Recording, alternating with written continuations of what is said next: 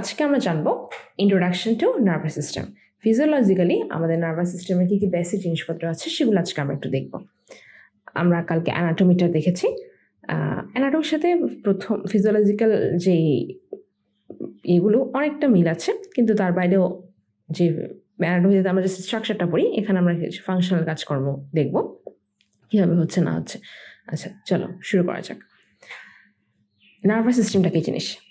Nervous system হচ্ছে কি, দেখা আছে controlling and coordinating system of the body. তাহলে সে কী করছে?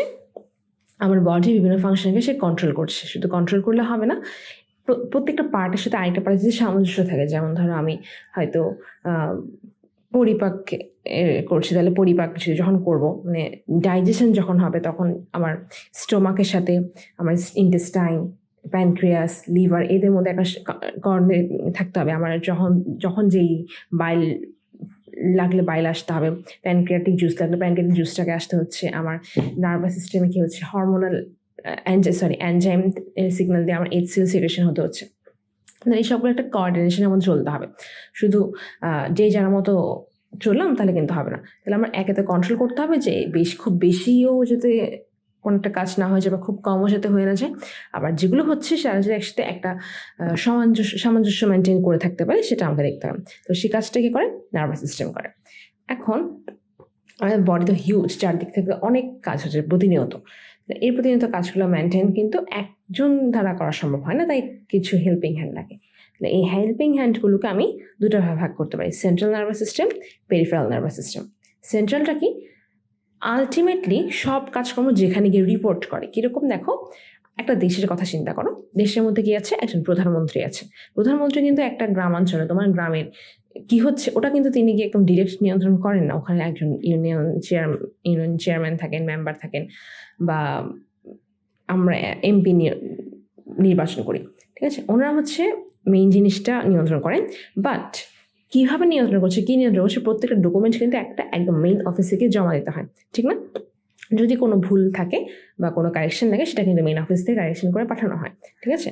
প্রধানমন্ত্রী সে কিন্তু সেই কাজটা করে দিবে না, কিন্তু সে কী করবে? কারেকশনটা পাঠিয়ে দিবে বা ওর কাছে রিপোর্ট জমা দেবে। সে যদি থেকে ওকে তো ওকে। তো এখানেও কাজটা সেরকম, যে সেন্ট্রাল নার্ভাস সিস্টেম আমার হচ্ছে এই যে সেরেব্রাম মিলে যে ব্রেইনটা আছে, ব্রেইন আর মাঝখানে যে স্পাইনাল কর্ড আছে, এটা হচ্ছে আমার সেন্ট্রাল নার্ভাস সিস্টেম। এরা করে মেইন জিনিসটাকে নিয়ন্ত্রণ করে। এদের ভেতর থেকে নার্ভ ফাইবারগুলো বের হয়। আমার যেই ব্রেইন আছে, ব্রেইন থেকে আমরা যে 12 জোড়া নার্ভ বের হচ্ছে, অ্যান্ড স্পাইনাল কর্ড থেকে 31 জোড়া বের হচ্ছে। এগুলো হচ্ছে পেরিফেরাল কাজকর্ম। এরা গিয়ে একদম পেরিফেরিতে নিয়ন্ত্রণ করবে।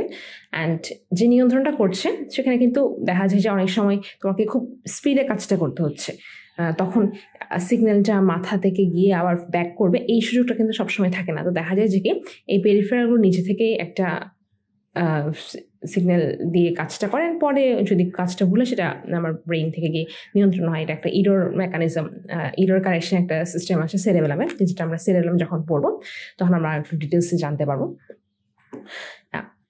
আচ্ছা, ঠিক আছে। আচ্ছা, তাহলে আমরা এখন দেখি সেন্ট্রাল নার্ভাস সিস্টেমে কারা কারা আছে, পেরিফেরাল নার্ভাস সিস্টেমে কারা কারা আছে। সেন্ট্রাল নার্ভাস সিস্টেম একটু আগে বললাম, ব্রেইন এবং স্পাইনাল কর্ড। ব্রেইনের মধ্যে কি আছে?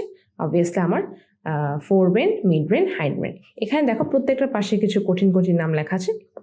এই কঠিন প্রোসেনসেফালন, মেসেনসেফালন, রম্বেনসেফালন, এই নামগুলো মনে রাখতে পারলে ভালো। এগুলো বিশেষ করে অ্যানাটমিতে একটু বেশি লাগে, এখানে অতটা বেশি লাগবে না। মনে রাখতে পারলে ভালো, না মনে রাখতে পারলে কোনো ক্ষতি নেই। আচ্ছা, ফোর ব্রেন।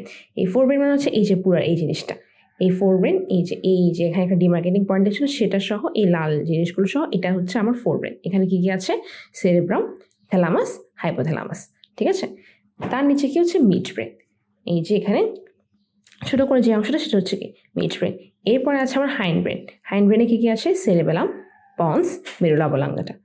এটা হচ্ছে সেরেবেলাম, এখানে হচ্ছে পন্স, আর তার নিচেরটা হচ্ছে মেরুলা অবলাঙ্গাটা। আর মেরুলা অবলাঙ্গাটা যে নিচে যে কন্টিনিউশনটা হলো, সেটা হচ্ছে স্পাইনাল কর্ড, ঠিক আছে?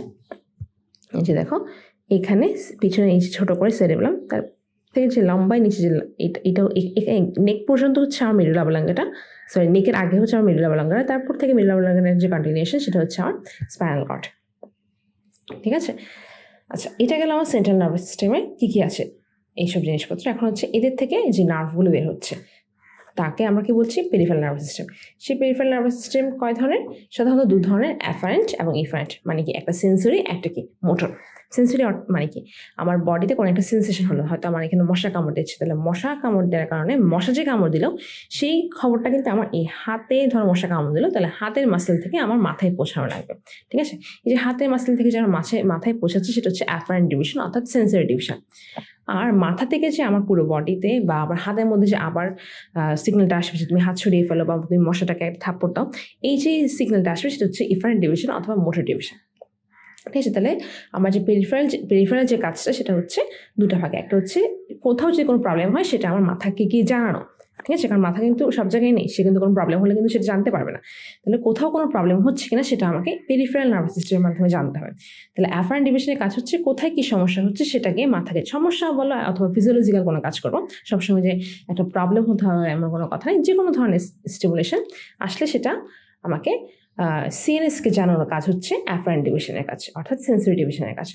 আর সেটাকে অ্যানালাইসিস করে একটা রেজাল্ট হিসেবে একটা দায়িত্ব, মানে অর্ডার লিখিয়ে ধরো উপর থেকে আমাকে বলে দিল যে তোমার এই ব্রিজটা বাংলার ব্রিজ ভেঙে গেছে, প্রধানমন্ত্রীর কার্যালয়, প্রধানমন্ত্রী তো লিখবে তার কার্যালয়ে কোথা থেকে আসছে, হয়তো আমার বা সংসদে আমার বিল পাস হলো যে ওখানে আমার একটা ব্রিজ বানানো লাগবে। ঠিক সেম আমার সিএনএস এর মধ্যে সে অ্যানালাইসিস করে ডিসিশন নিল যে হ্যাঁ তোমার এখন হাত ছাড়াই পড়া লাগবে, তোমার মশা কামড় দিচ্ছ, তো তোমাকে একটা থাপ্পড় মারা লাগবে। এই সিগন্যালটা যে পাঠাচ্ছে সেটাকে আমরা বলছি ইফারেন্ট ডিভিশন অথবা মোটর পার্টটা। এখন এই ইফারেন্ট ডিভিশনের আবার দুটো ভাগ আছে, একটা হচ্ছে সোমাটিক আর একটা হচ্ছে অটোনমিক। সোমাটিকটা হচ্ছে যেটা তোমার মাসেলের মধ্যে দিয়ে যাবে। ঠিক আছে, মাসেলের মধ্যে গেল এই মাসেলগুলো যেগুলো ভলান্টারি কাজ করবার, ক্রেনিয়াল নার্ভ, স্পাইনাল নার্ভ। ঠিক আছে, স্পাইনাল নার্ভের কিছু কিছু ডিভিশন কিন্তু অটোনমিকের মধ্যেও থাকে, কিন্তু স্পাইনাল নার্ভে আবার কিন্তু আমরা জানি দুইটা পার্ট আছে, ডরসাল রুট আর হচ্ছে ভেন্ট্রাল রুট। ডরসাল রুটগুলো হচ্ছে সেন্সরি থাকে, ভেন্ট্রালগুলো তোমার মোটর থাকে। এগুলো তুমি আমরা এত ব্রেনাবল শুরু করলাম তো তুমি পড়বে আস্তে সামনে ধীরে স্পাইনাল করার ডিটেলস পড়বে, পুরো সেরেব্রাম প্রত্যেকটা আলাদা আলাদা ডিটেলস পড়বে, তখন তুমি জানতে পারবে যে আসলে কোথায় কীভাবে কাজ হচ্ছে, ক্লিয়ার হয়ে যাবে। ঠিক আছে, এখন যদি একটু কনফিউশন লাগে আমি বলবো একটু ধৈর্য ধরে থাকো, যখন আমরা ওখানে যাবো ক্লিয়ার হয়ে যাবে। আচ্ছা, কি বলছি, স্পাইনাল আর ডরসাল যে রুটগুলো থাকে ওগুলো কি থাকে, সেন্সরি থাকে, আর ভেন্ট্রালগুলো কি থাকে, মোটর থাকে। ঠিক আছে, তাহলে ওই যে স্পাইনাল নার্ভের ওই ভেন্ট্রাল পার্টটা আমরা কী করছি, মাসেলের যে ইনারভেশনগুলো, মাসেলকে কী করতে হয়, মাসেলের যে মোটর যে সাপ্লাইগুলো সেগুলো সে দিচ্ছে।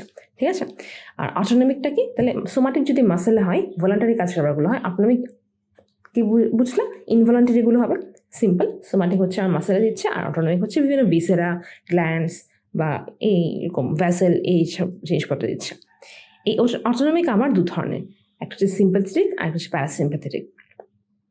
সিম্প্যাথেটিক হচ্ছে থোরাকোলাম্বার অর্থাৎ থোরাসিক এবং লাম্বারের যে ভার্টিব্রাল কলাম থেকে অথবা স্পাইনাল কর্ড থেকে যে নার্ভগুলো বেরোচ্ছে T1 থেকে L5, ওরা হচ্ছে আমার সিম্প্যাথেটিক সাপ্লাই দেবে। আর প্যারাসিম্প্যাথেটিক হচ্ছে ক্রেনিও সেক্রাল, অর্থাৎ ক্রেনিয়াল নার্ভ এবং সেক্রাল নার্ভগুলো হচ্ছে আমার প্যারাসিম্প্যাথেটিক আউটফ্লোটা দিচ্ছে। ঠিক আছে, আচ্ছা, সিম্প্যাথেটিক আর প্যারাসিম্প্যাথেটিক কী জিনিস, একটা আমরা শুনেছি ফ্লাইট অর ফাইট রেসপন্স, মানে তুমি কি পালাবে নাকি তুমি ফাইট করবে সিচুয়েশনটাকে। এই যে ফ্লাইট আর ফাইট রেসপন্স, এটা এই সিচুয়েশন আমরা কখন পড়বো, যখন ধর আমরা কোনো একটা স্ট্রেসে থাকবো কিংবা কোনো ভয়ে আছি বা কিছু একটা আছে, তখন কিন্তু আমরা এই ফ্লাইট আর ফাইট রেসপন্সে পড়ছি। সেটা নিয়ন্ত্রণ করছে আমার সিম্প্যাথেটিক নার্ভাস সিস্টেম।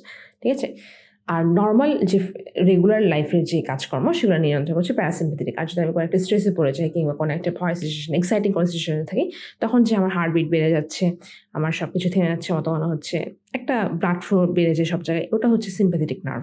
ওকে, তাহলে এটা গেলে আমার পেরিফেরাল নার্ভাস সিস্টেমের একটা ডিভিশন। আশা করি বুঝতে পেরেছি যে পেরিফেরালের কাজটা কি, এটা করবে কি পেরিফেরি থেকে সিগন্যালগুলো মাথায় নিয়ে আসছে, মাথা থেকে আবার পেরিফেরিতে নিয়ে আসছে, এটা হচ্ছে তার মেইন কাজ। ঠিক আছে, আচ্ছা, এখন হচ্ছে এই যে আমরা বললাম যে আমার মাসেল থেকে মাথায় নিয়ে যাচ্ছে, মাথা থেকে মাসেলে চলে আসছে, এটার কম্পোনেন্টগুলো কী কী আসলে, সেন্সরি কম্পোনেন্টগুলো আসলে দেখছো। প্রথমে হচ্ছে আমার একটা স্টিমুলাস আসা লাগবে, যে মশা যে কামড় দিচ্ছে, মশা যদি কামড় না দিতে আমার হাত কিন্তু শুধু কিন্তু কখনোই ব্রেনটি গিয়ে বলতো না যে দেখো আমাকে মশা কামড় দিচ্ছে।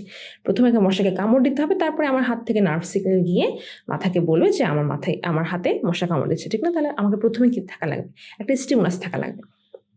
স্টিমুলাসের পরে কি লাগবে, স্টিমুলাস তো আসলো কিন্তু আমার হাতে ধরো আমার হয়তো প্যারালাইজড, আমার এখানে নার্ভ সেলগুলো নষ্ট বা রিসেপ্টর নষ্ট,